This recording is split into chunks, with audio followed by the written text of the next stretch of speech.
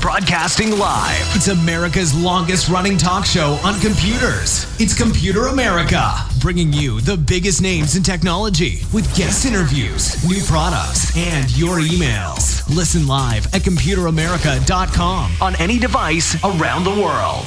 Email the show at live@computeramerica.com or find us on social media. Be sure to check out our website for contests, giveaways, show notes, live video stream, podcasts, and more. You're listening to Computer America.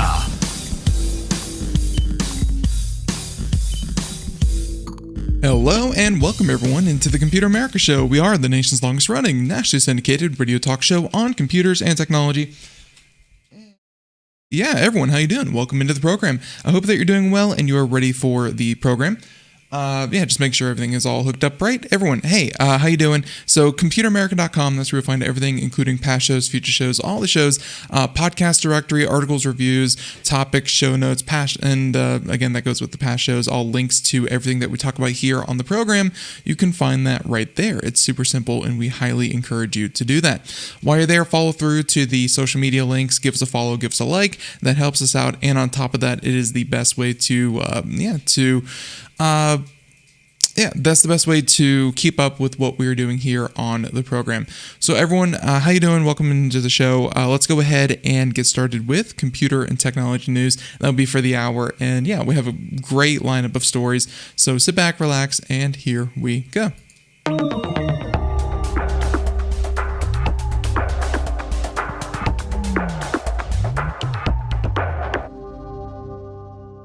So let's talk about a couple of these. I think one of the biggest stories of the day, we'll go ahead and lead with this with Apple.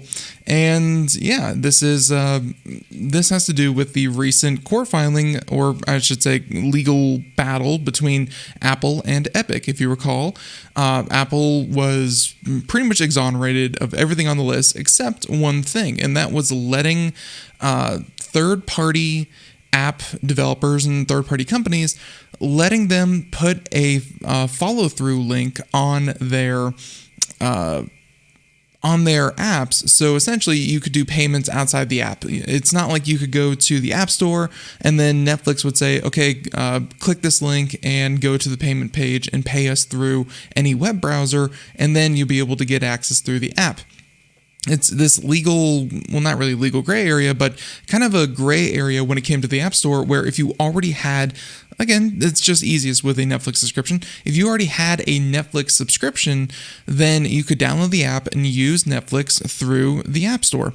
And then, of course, if you didn't and you paid for Netflix through the App Store, then Apple would get a 30% cut. Of course, that's been negotiated behind the scenes down that, a lot of other apps can't do. But yeah, that's been negotiated down to 15% or whatever it may be. So Fortnite and Epic Games, the creator of Fortnite, their whole legal battle was that they felt that paying that 30% made it much less profitable for them to run their services through the iOS store, and they wanted people to buy their cosmetics, their merchandise, in-game purchases through their website, so that they would get the full, let's say it's $1, they would get the full $1 instead of every purchase through iOS being 70 cents, and Apple would of course get 30 for just hosting the app. they felt that was not fair, that just, you could buy the same product somewhere else and they would get a lot less money. And for the end consumer, it still kind of worked out to the same because they still paid the same amount of price, but the profits were definitely hurting. And if you're wondering about and just why is this such a big deal? When this happened, Fortnite was the biggest game on mobile out there. Like the profits came out during the legal battle, and we're talking tens of billions of dollars. I think in one case, Epic Games was making like $70 billion, and you can imagine that a lot of that came from iOS, because iOS and Apple are the most profitable ecosystem. Even though they are not the largest, thanks to Android, they are definitely the most profitable. So then this whole court battle came, if you recall, just quick. Epic accused Apple of all this wrongdoing, all this poor business practices, unfair business practices, so on and so forth. And the ruling came down that Apple was in the right for every single one of these, except the one thing that the judge ruled on Epic's side for was, again, this idea that you could post a link and have it follow through to a payment platform that was not Apple. Even though you could host it in Apple, you could not stop consumers from going to other places to buy the service. So, of course, after that, you would think, bygones be bygones. Fortnite is back on the iOS store. Not so much. Apple essentially said, hey, no, we're going to wait until all legal avenues have been settled. There's, it falls out of the line of, or it falls out of the timeline of appeals and so on and so forth. Essentially, they said, no, Fortnite, even though the court case is over, you're not coming back onto the platform for another 3 to 4 years until statute of limitations. That's the word I'm looking for. Until the statute of limitations has run out and every appeal has been exhausted. Well, the first appeal has been filed. And this one, you would think by the person who won most of the case would be happy with it. And the first appeal would come from Epic, but no, the first appeal comes from Apple. And they appeal the Epic Games ruling and asked the court to put a hold on the App Store changes that they were supposed to make. So a federal judge declared last month that Apple was not a monopoly when issuing the court decision in the Epic Games first Apple case. Even though they are the sole provider of iOS, I guess iOS is not the only option out there. So not a monopoly. Yeah. On the point, the judge sided with Epic Games, saying that Apple could no longer prohibit developers from pointing to other means of payment beyond Apple's own payment system. That was, again, everything I just said. Much more succinctly, though. Now, Apple is appealing the decision because, enough is not enough. Appealing the decision and asking for a stay on the injunction the judge had put into place. The move could delay any sort of changes to the App Store's rules until a final decision is made after the appeals case has been decided. So there you go. Again, same kind of vibe from Apple saying, wait until we appeal everything, and then we can start implementing what we have to. But for sure, Apple is going to appeal everything to the nth degree. Apple has been ordered to update the App Store to stop prohibiting developers from putting in external links and calls to action inside their apps that would direct customers to other mechanisms for in-app purchases. Because like so many things that exist on the app aren't just solely in that app. Again, like Netflix, Fortnite, if you have an account through Fortnite and you make in-game purchases on a web browser or a console, then you still get access to those things because it's on your account, but Apple gets no cut of it. So it's this whole follow-through link, and Apple's not happy. Apple could also not stop developers from communicating with customers through points of contact they obtained voluntarily from customers through their app's registration, the injunction said. So I'm guessing that means through text or phone calls. This is in line with other settlements. Apple has recently made both inside and outside the US, including one with a Japanese regulator, which changed its policies for reader apps, allowing them to add a link to their website inside their apps. South Korea also passed a bill that will prevent Apple and Google from forcing developers to use in-app billing system.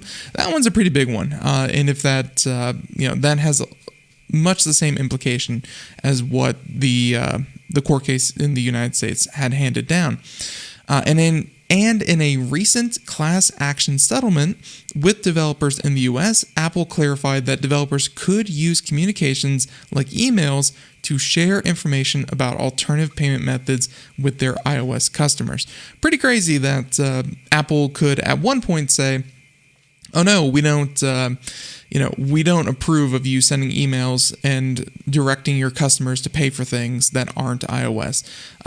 Not in there. It's just crazy how Apple has this locked down. But again, the main argument for Apple is that, it's for security. If there are any problems between the developer and the customer, or the app provider and the customer in terms of payment, they need to see that payment log, and they would need to be able to refund that. And the other side of it is, of course, Apple gets 30%, and that's a lot of revenue. So they said that Apple was required to put into place the new rules within 90 days. Some in the market were already moving forward and capitalizing on the potential change. For example, Paddle, a solutions provider for subscription businesses, announced somewhat prematurely it would introduce a new in-app purchasing system aimed at iOS developers that would allow a drop-in replacement to Apple's own as soon as the injunction went into effect. That would be a little premature. I don't know how much work they actually put into that. I mean, it probably was already in the works, but premature because they're going to sue until there is no more. Now, if Apple wins this day, the early December deadline to comply with the injunction will be discarded. And of course, Apple won nearly every point of the Epic Games battle except for this one point related to its anti-steering rules. But Apple was going to be forced to return to court anyway due to Epic's appeal. So despite winning the ability to add links, Epic Games is unsatisfied with the court's decision and declared that Apple's success was not illegal. It had filed an appeal of its own back in mid-September with the hope of convincing the appeals court that Apple was acting as a monopolist. I would say Apple is acting as a monopolist to its own users. There is no place to download apps outside of the App Store when it comes to iOS devices. There is no way to sideload apps. There's much like there is for Android. There is no secondary app store to download things. But again, that's something that a lot of people go into and actually enjoy from Apple, is that you go into an iOS environment knowing that it's locked down, knowing that it's very prohibitive. So, of course, the battle between the two tech giants continued. And, of course, they mentioned that Apple was using its platform to market its own apps to customers within the iPhone settings screen, effectively an ad slot that third-party competitors did not have access to. So they're saying that because Apple is doing what the way that Apple is doing this by putting its own ads within its settings means that that's an unfair competitive advantage that it has over other companies. I mean, I think that a lot of what Apple does is pretty anti-competitive and is very monopolistic, but that's what people enjoy about Apple. And if you don't want that, then you just don't buy Apple. Should the platform be more open? Probably. Will it get more open? Apple's going to fight that tooth and nail because that's a huge source of their revenue, is the ability to keep that locked down. So there you go. There's the first article. And Apple appeals because they want a complete... If Apple wins this appeal, they're going to stop this injunction from going into place, and they're going to prevent people from putting in those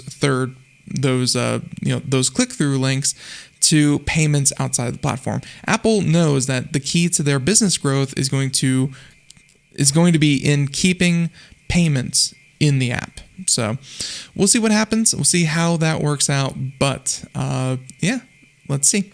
That's the first one. Okay, the second story. Let's talk about, we have a ton of different security ones, but this one is a little bit different than security. Check this out. Gas-powered lawnmowers. Now, I think most people have used yard equipment that is some form of a small engine, either lawnmower or leaf blower or weed whacker.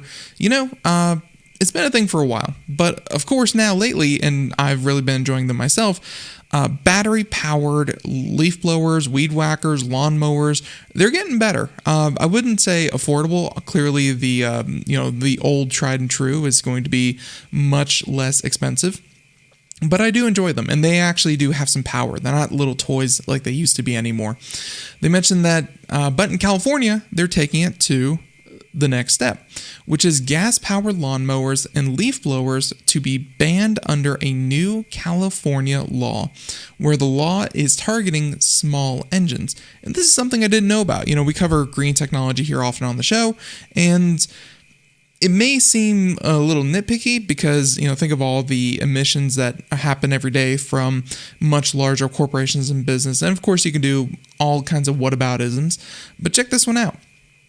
They might actually have a point where gas-powered lawnmowers and leaf blowers will soon be a thing of the past in California, saying that the governor of California has signed into law a bill that will ban the sale of small internal combustion engines predominantly used in lawn and garden equipment starting as soon as 2024.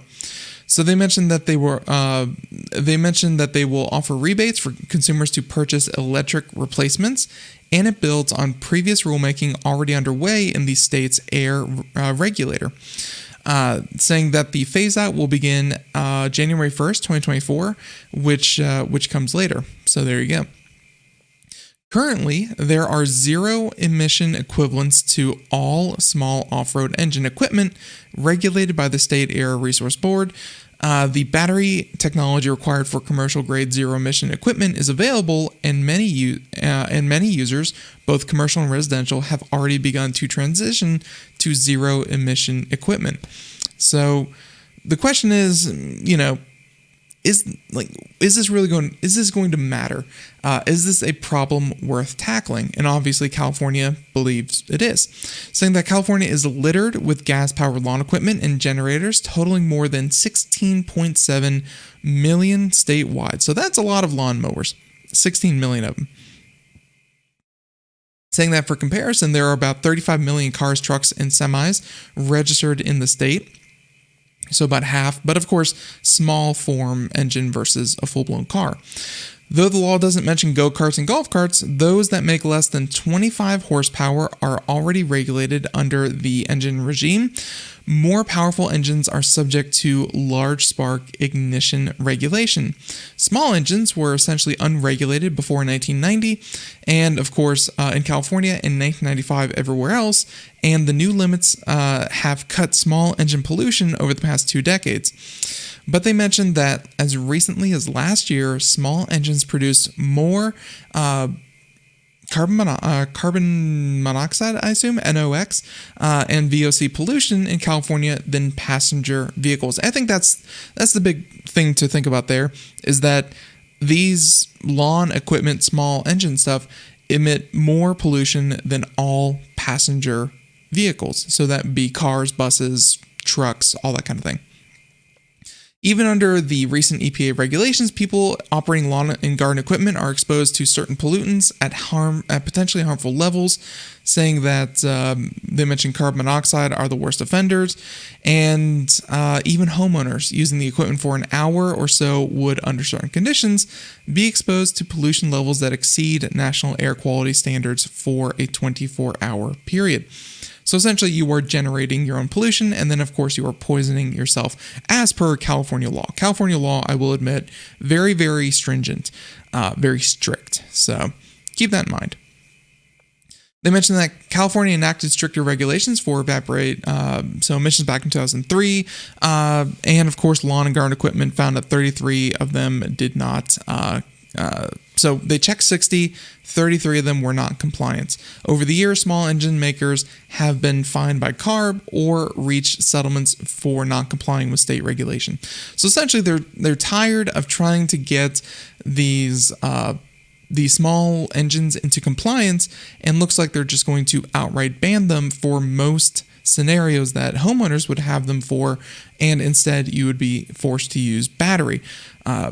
My God, we are asking a lot of our lithium and precious metal supplies, but yeah, that's kind of the way of the future. Battery. That's the answer.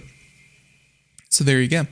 Okay, that was story number 2. If you have a gas power, so it sounds like they're not going to go to your home and strip them from your cold dead hand, but no, they're going to ban the purchasing of these small engines in California.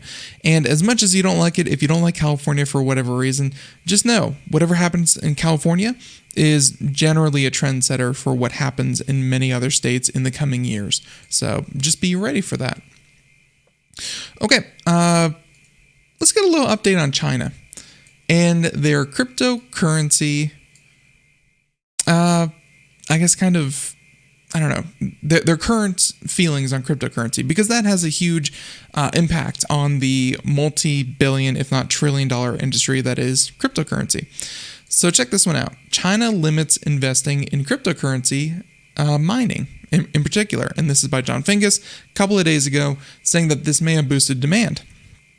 Now, China's war against cryptocurrency could soon extend to a broader ban on crypto mining.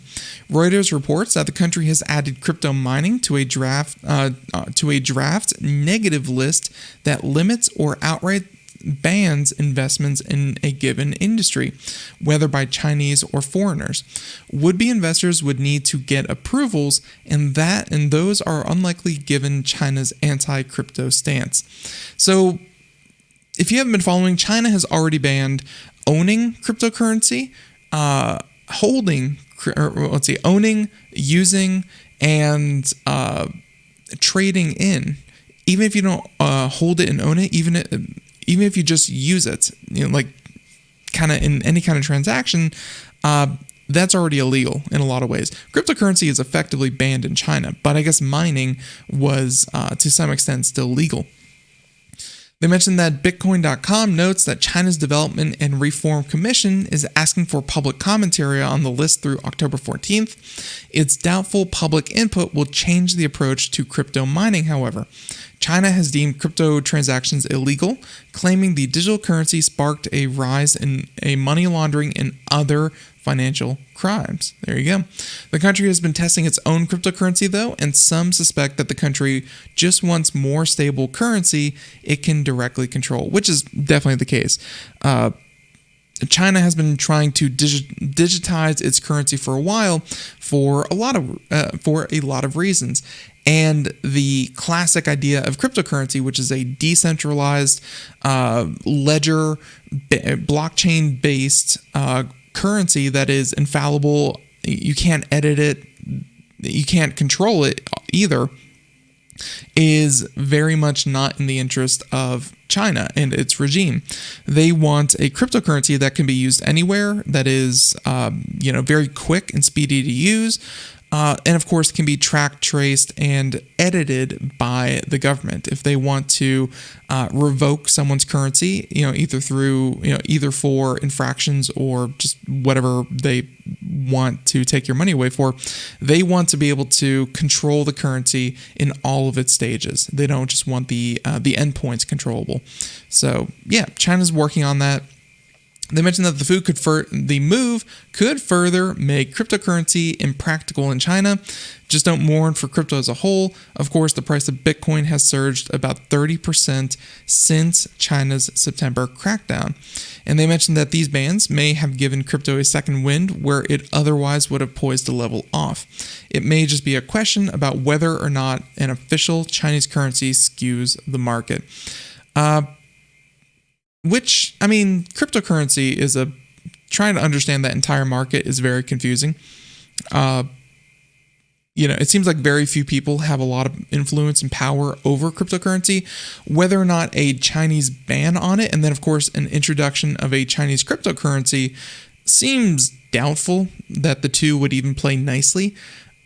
Because, China's not going to buy up all the Ethereum and Bitcoin out there and give you Chinese cryptocurrency. And then, of course, those who are for this whole cryptocurrency thing, not like they're going to trade their safe, non-centralized currency for one that is strictly controlled by a foreign government or, even their own government. I highly doubt that's going to be the case.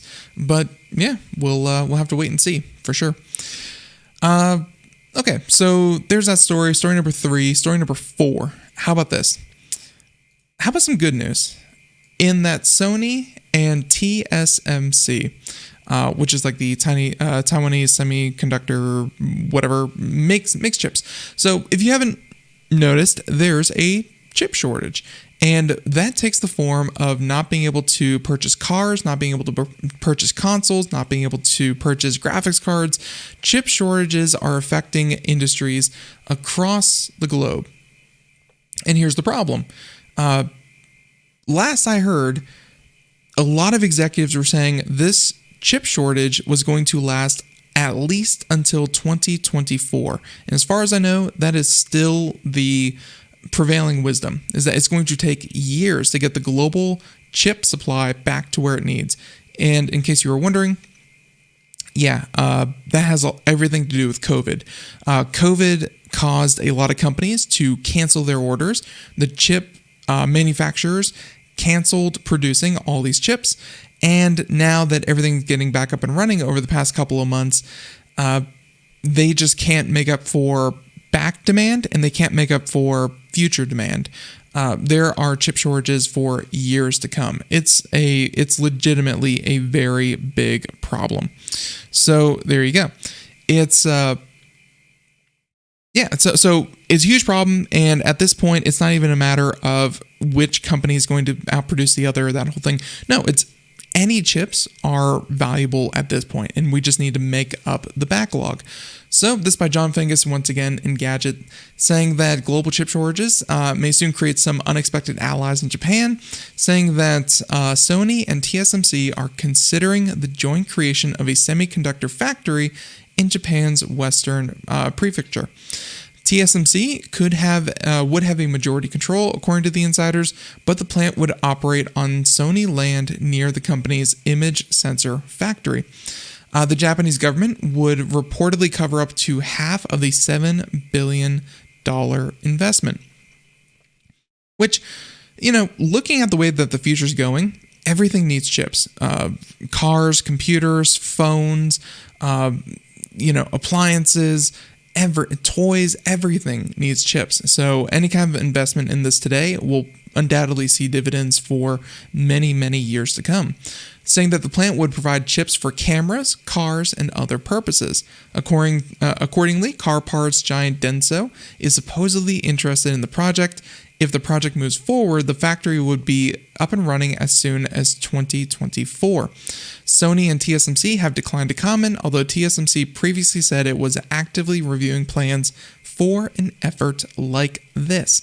So clearly they are interested, which they should be. They can't fulfill the orders of all their customers, so it makes perfect sense why they would be. Now, a joint plant wouldn't be surprising. Some analysts expect the worldwide chip shortage to last at least until 2023.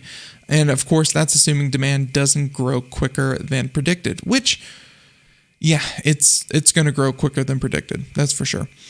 This would help Sony, TSMC, and other large Japanese tech firm bounce back from the shortage, not to mention add greater stability. It could also serve as a hedge. Japan, Sony, and TSMC wouldn't have to worry about China-US tensions threatening production in Taiwan.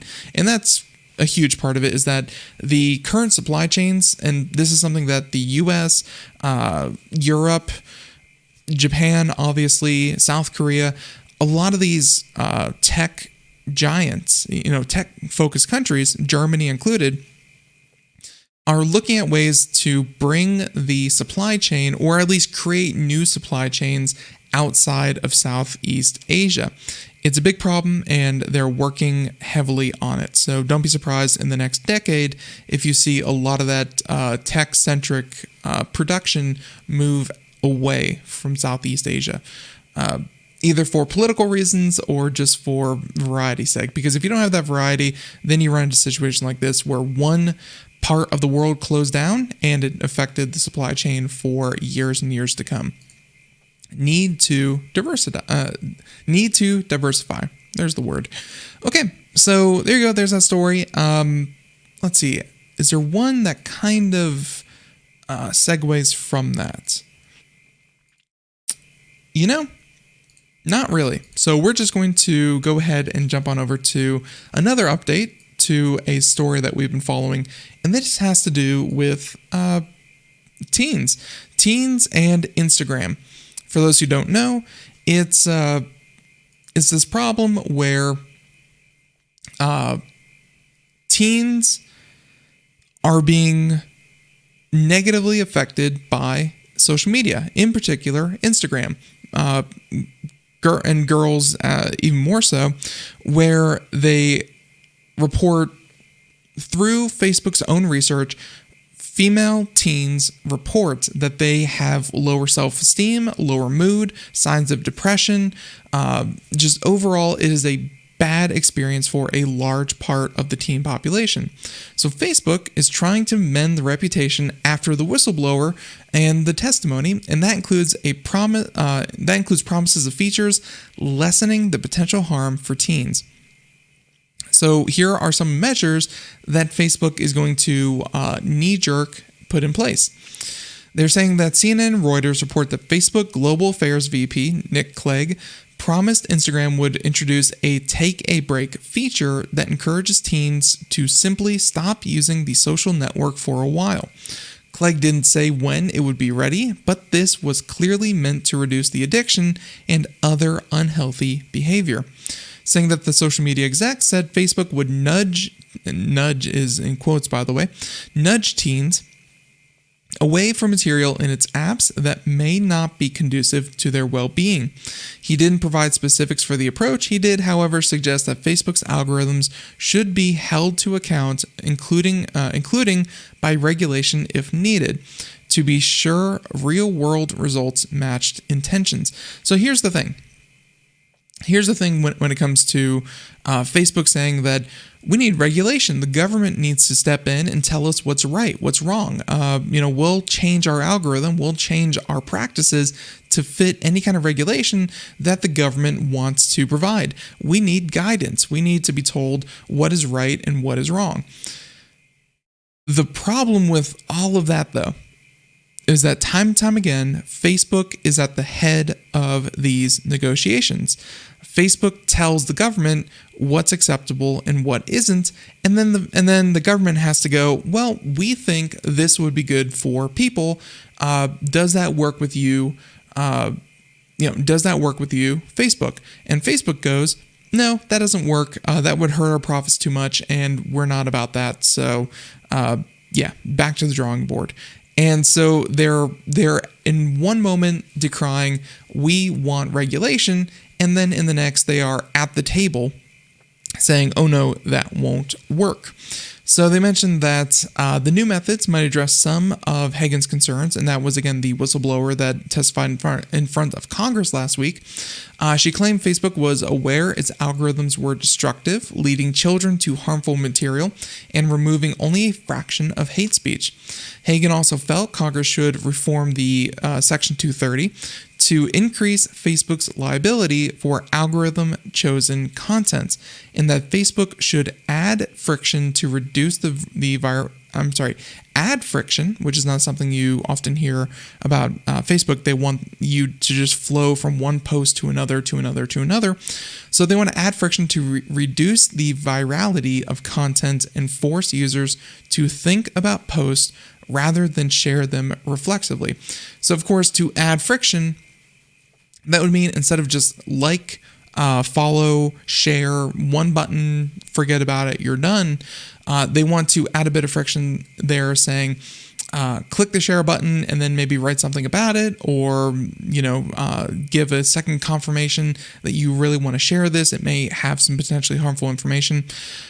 All of this has this side effect where you really have to question, does Facebook know well enough to start questioning material? Because clearly through things like topics, context, keywords, past history that you may have liked, they can come up with recommendations of stuff that you share already. It's just a question of, does the automatic system of Facebook know when to block something, know when to reduce the spread of something, and who decides if something is worth stopping?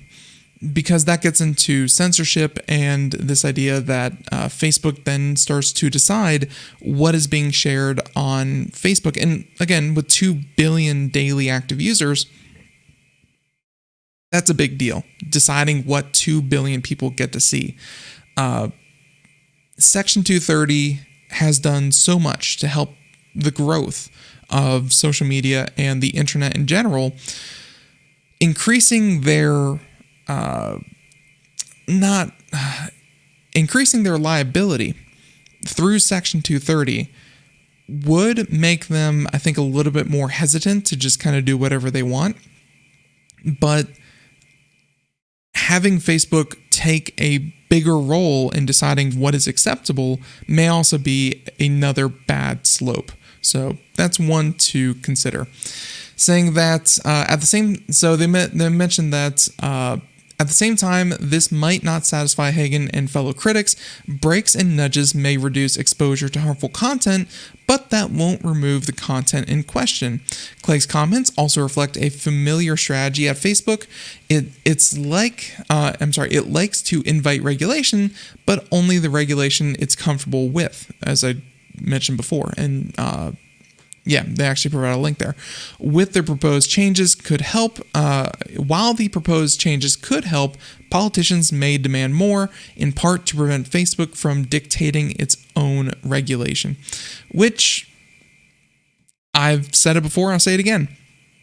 I get that regulators want to foster growth and foster a healthy economy and that whole thing, but when it comes down to actually imposing regulation, deciding what is best for the American public in concerns to these companies, I get wanting to know their feelings and background and kind of how to not make sure the least amount of people lose their jobs, but they shouldn't be at the head of the table when it comes time to regulate them, because they're going to do what is best for themselves. And regulations, by and large, are not meant to, they do actually help the industry, but it's when the American public is taken into consideration more than the profits bottom line, more than the company's profits and their bottom line. Strong regulation is needed, and it's hard to get strong regulation when one of the key voices at the table is saying, no, that doesn't work. This regulation is not good for business. It shouldn't really matter. It should come down to what the American people need. So there you go. That's just the nature of regulation. And of course, regulation wouldn't be needed if there wasn't a problem. And very clearly, there is a problem to address. Now, how about, we might end with that one, but okay. How about this? Google, they blocked, check this one out, 14, actually a lot more emails than that, but emails to 14,000 users. So Gmail is a very, very popular service, and looks like Google's taking one for the team by opposing the Russian government's phishing attempts. Check this one out. This one from Motherboard, and they're saying that the company said it also blocked an unusually high number of phishing emails from the hacking group known as APT-28 or Fancy Bear. And Fancy Bear has been around for a while. They're a very well-known Russian hacking group that, Dancing Bear, Fancy Bear, that's been a thing for quite a while. But let's get into this. So this happened last week. Google alerted approximately 14,000 users that they had been the targets of Russian government-sponsored hackers, according to the company employee. So they mentioned that Shane Huntley, the head of the threat analysis group, Google's anti-hacker team, wrote on Twitter that his team sent an above-average batch of warnings, saying that these warnings indicate targeting not compromised, so they were targeted but not actually succeeded, and that if we are warning you, there's a very high chance that we blocked. Saying that they wrote on Thursday, the increased numbers this month come from a small number of widely targeted campaigns which were blocked. In a statement sent by a Google spokesperson, they said that the warnings were related to a recent phishing campaign targeted a large volume of Gmail users, and that the Russian government hacking group was responsible for some of the most high-profile hacks in the last few years, including the one with Hillary Clinton in the Democratic National Committee in 2016. Saying that 100% of these emails were automatically classified as spam and blocked by Gmail. As we always do, we sent those people who were targeted, government-backed attacker warnings. So essentially, they warned 14,000 people. The Russian government, for whatever reason, is very interested in getting into your contacts, getting into your email, getting into your system. Be careful. We blocked this one. Be on the lookout for the next one. Google has been sending these types of warnings since 2012. In a 2018 blog post, they mentioned that that Google's approach when it comes to sending these warnings, the idea is to tell a small minority of users in all corners of the world that they are being targeted by government hacking groups or others. At the time, Huntley said that Google shows thousands of these warnings every month. So I guess by sending thousands, that's normal. Sending 14,000 in a single day, that's a bit unusual. So it's more of a standout. Moreover, the campaign was a global and targeted a broad group of people, including journalists and members of different NGOs and think tanks, saying that this particular campaign comprised 86% of the batch of warnings we sent for this month. So essentially, yeah, this was a huge effort by the Russian government to send this out. So the bad news, Russian government hackers are ramping up their attacks. The good news, Google is catching them. And they mentioned that, so why do we do these government warnings then? Saying that the warning really mostly tells people who are potential targets for the next attack and that they can take some good security actions. As always, two-factor authentication, complex passwords, change your settings frequently. So there you go. Now they said that the worker said he was surprised to get the warning, as he doesn't think he does any sensitive work that would be interesting to government hackers.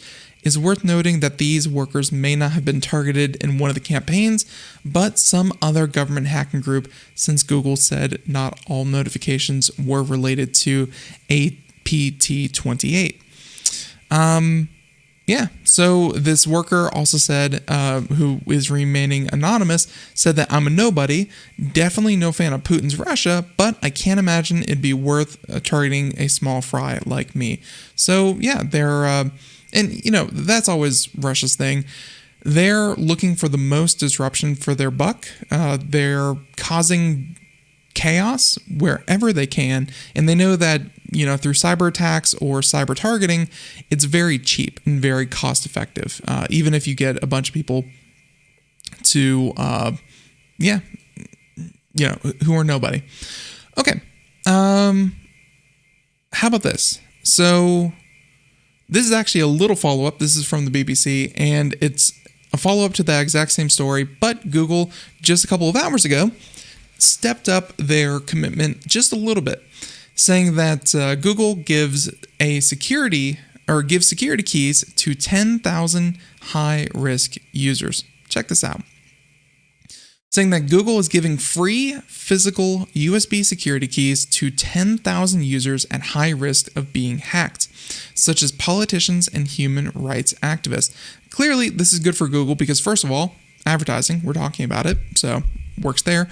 It's also good for Google because they don't want to be in the headlines as so-and-so's Gmail was hacked. So-and-so's Google account was compromised. That's bad press for Google. So they're hoping to kind of head that off before it happens. And they mentioned that it follows news that the firm sent thousands of emails, as we just talked about. And as we already know, we do these warnings with everyone from the government. So there you go. So the accounts targeted include staff working for or associated with the DNC. We talked about that one. So I was going through here. Let's just see. So shortly after the news of the warning, the firm announced efforts to increase the security of accounts of users at high risk for being targets by hackers. Google announced it would be sending out 10,000 users free Titan security keys. They would normally be available for about $40. In a blog post, the company said it had partnered with a number of organizations to help distribute the keys, and the firm also recently announced plans to auto-enroll an additional 150 million Google users into its two-factor authentication system. There you go. And require 2 million YouTube creators to activate it because they don't want YouTube channels to be compromised and, of course, hijacked. It combines both something you know, like a password, and something you have, like a phone or a security key, in order to stop an attacker who has or guesses your password gaining access to your account. You know, I mentioned this last week and I didn't really get a chance to talk about it. That happened here with Computer America, and a couple of articles, not going to say what the subject matter was, I guess I can. Some of them were like, best loan places here, get your loans here, stuff like that. Really crappy stuff. And it was buried in our website. So I doubt that anyone out there had actually read those articles. But of course, they could have been used to backlink and essentially click through to Computer America. They see this thing, we're a trustworthy site, click these links on our site, and then that would then cause you to be phished or, have your password stolen, have your credit card credentials stolen, whatever it may be.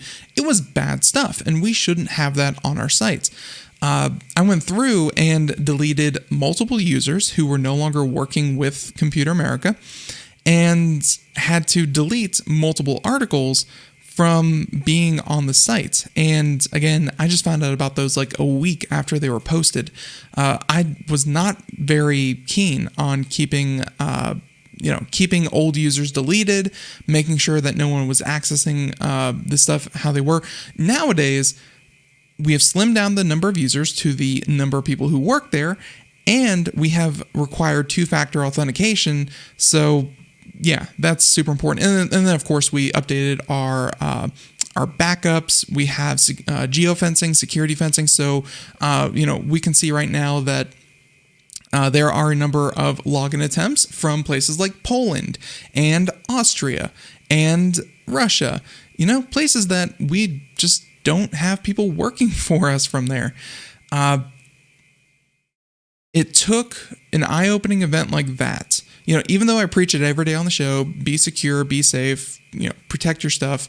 Even here on the show, we fall lax. And, whenever we have that lapse in judgment, we got hit with it in the face by, seeing that, seeing those articles on our site, which is just horrible, horrible, horrible. It makes you feel a little violated, that something like that would happen. So we cleaned it all up, got it, got our security back in order, and it feels good. It feels way better to have your, to have your stuff good. But it can happen to anyone, and so I can't stress this enough. Two-factor authentication is huge, highly recommended, and also keeping everything up to date and keeping all your settings updated.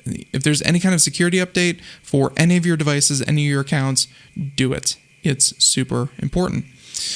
Okay, so there's that story. How about we go ahead and, all right, quick little update. John Fingus, I don't know how he writes so much. He is truly a prolific writer. The United Arab Emirates had a bit of a problem. I had no idea. You would think about human rights and all that good stuff, but no, actually, FaceTime calls. FaceTime calls finally seem to be working in the UAE. Check this out.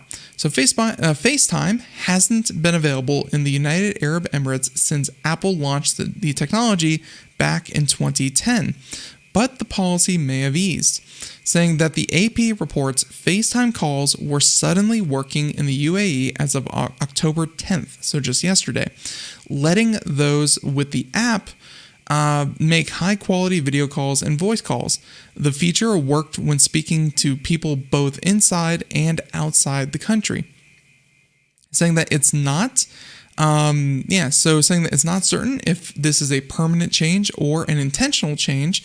Dubai kicked off Expo 2020 on October 1st, even though, I guess they didn't want to skip a year. Expo 2020 in 2021 on October 1st, and will keep it running until the end of March 2022.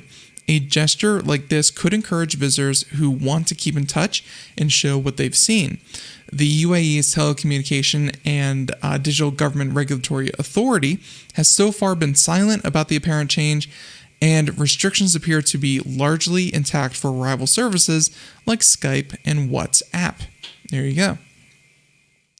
They mentioned that officials have never formally explained the ban. Some have suspected that it was a simple effort to protect state-run telecom profits, particularly in years when FaceTime would have been consumed a disproportionately large amount of bandwidth. Others meanwhile have suspected security concerns. The UAE is believed to have hacked dissidents' iPhones to spy on their activities. In live video chats might make that surveillance difficult. So, yeah, why they let it up now? It could be an olive branch saying that, hey, tech firms, your technology is welcome here. Let's get back to business. But it could also be just a mistake. We'll see. Now, John Finkus writes, we wouldn't count on this reprieve lasting long as a result. If this does represent a policy change, it could represent either acknowledgement of changing times or simply a matter of practical necessity. Video calls are very helpful for friends and family during COVID-19, and the UAE ban hasn't helped matters at all. So there you go. It could just be some delayed COVID reaction. It could be a mistake, but it also could be a complete 180 on that particular topic. Okay. Let's talk about this. United States and China, what do they have in common? Well, the answer is concerns over cybersecurity and cyber hacking. Now, this is by the Associated Press, saying that cyber attacks concerning to most in the U.S. Let's check that out. So they mentioned that this was just released today. Most Americans across party lines have serious concerns about cyber attacks on U.S. computer systems and view China and Russia as the major threats, according to a new poll. Accurate. I'm glad that at least the poll shows that people know where to place the blame. The poll by the Pearson Institute and the Associated Press, NORC Center for Public Affairs, shows that 9 in 10 Americans are at least somewhat concerned about hacking that involves their personal information, financial institutions, government agencies, or certain utilities. You would imagine after some high-profile hacks like the one on the water treatment facility in Florida, the gas pipeline running to the East Coast, after, of course, all the political hacking that's been done, the headlines that come out make perfect sense why people would at least be somewhat concerned about these, because it has had real-life effects on people. So the broad consensus highlights the growing impact of cyber attacks in an increasingly connected world. And the poll comes amid a wave of high-profile ransomware attacks. Ransomware attacks and cyber espionage campaigns in the last year that have compromised sensitive government records and led to the shutdown of energy companies, hospitals, schools, and others. Oh yeah, I also forgot about that one in South Florida, the school district that had to shut down. And then, of course, there was hospitals, being shut down. That's pretty obvious. Energy companies. Yeah, there's a lot of public infrastructure that is poorly protected when it comes to cyber security. Now, saying that it's pretty uncommon nowadays to find issues that both large majorities of Republicans and Democrats view as a problem. And yes, you can see this article here where how big of a threat is blank to the cybersecurity of the U.S. government. And you can see here 73 and 20%. Okay, so 93% see it at least as a small threat, with 73% seeing a big threat in the Chinese government, the Russian government, the Iranian government. I would say the Iranian government, like if I were to make like a top 5 list, I would say obviously the Chinese government number 1, Russian government a close second, if not tied for first, and then the 3 I would put underneath that would be non-state hackers. So, they have here groups not affiliated with government at 53%, and individuals not associated. I would kind of lump those two together, just, non-government hacking. I would put, honestly, North Korea pretty high up there. All jokes aside about their technological capabilities, they are super motivated to hack and steal money, cryptocurrency, do kind of ransomware type events. The North Korean government is super motivated when it comes to that. The Iranian government, kind of a lot of the governments in the Middle East. I would even say like Saudi Arabia, UAE, places like that, especially with Jamal Khashoggi and what we saw with the hacks that come from the Middle East on their dissidents. That's a pretty big one as well. I would put that in there in the top 5. So China, Russia, North Korea, a little bit down from that, non-affiliated group and single hackers. And then, of course, you go into Saudi Arabia. There's a lot of people who are, of course, seeing that the effects of those. And so they're all an issue, really. And I'm glad that this poll shows that, not a threat. I don't know how they got this 5%, 8%, 7%, 8%, but yeah, the vast majority shows a big threat to the U.S. government at least.